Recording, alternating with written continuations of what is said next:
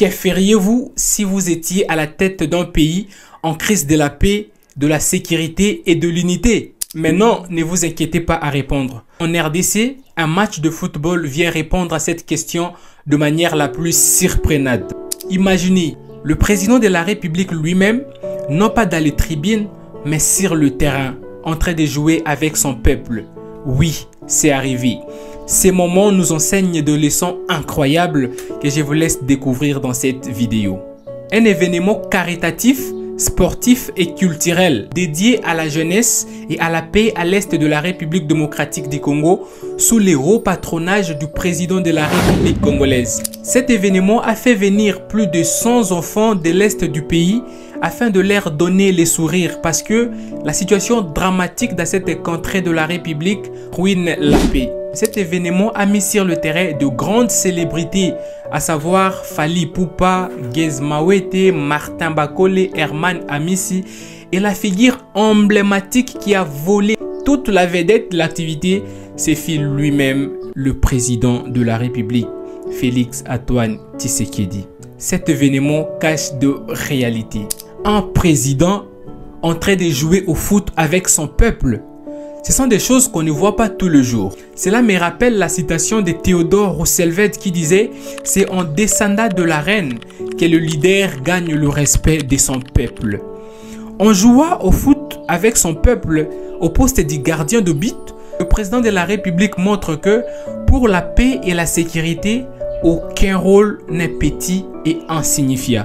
C'est ainsi que nous sommes appelés à se comporter dans des petites tâches, dans des petites responsabilités dont on nous confie. Ce n'est pas normal de demander aux personnes de faire quelque chose que toi-même tu n'es pas capable de faire. Ça fait beau et bien, ça donne de l'harmonie de foi. Quand on met de côté notre statut social, on donne la joie aux autres. Faisons et puis une étude rétrospective.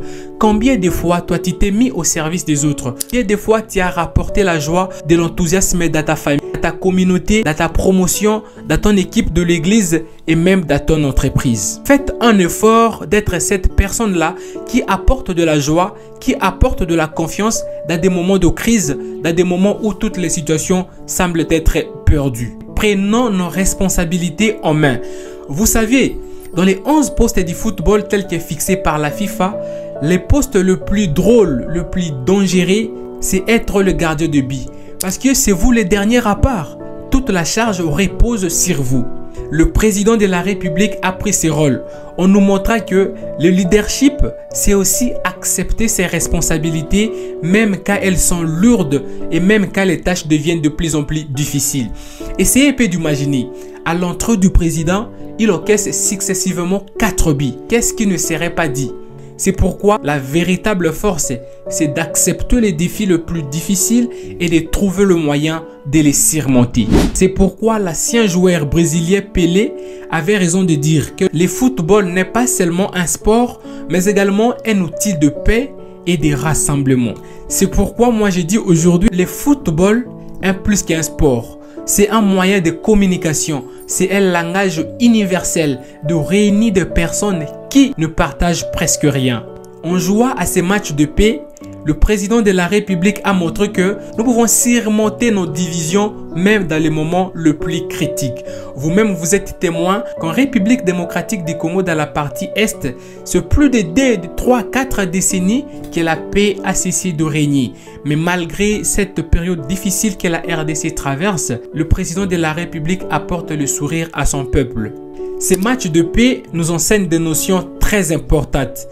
Quelles que soient nos responsabilités dans la société, nous sommes appelés à contribuer à l'unité, à la paix et à la sécurité. Peut-être vous ne pouvez pas être gardien de but dans un terrain, mais vous pouvez être gardien de but dans votre famille, dans votre société, dans votre communauté, dans votre promotion, dans les groupes dans lesquels vous appartenez, dans votre entreprise. Soyez ces personnes-là qui apportent de la joie.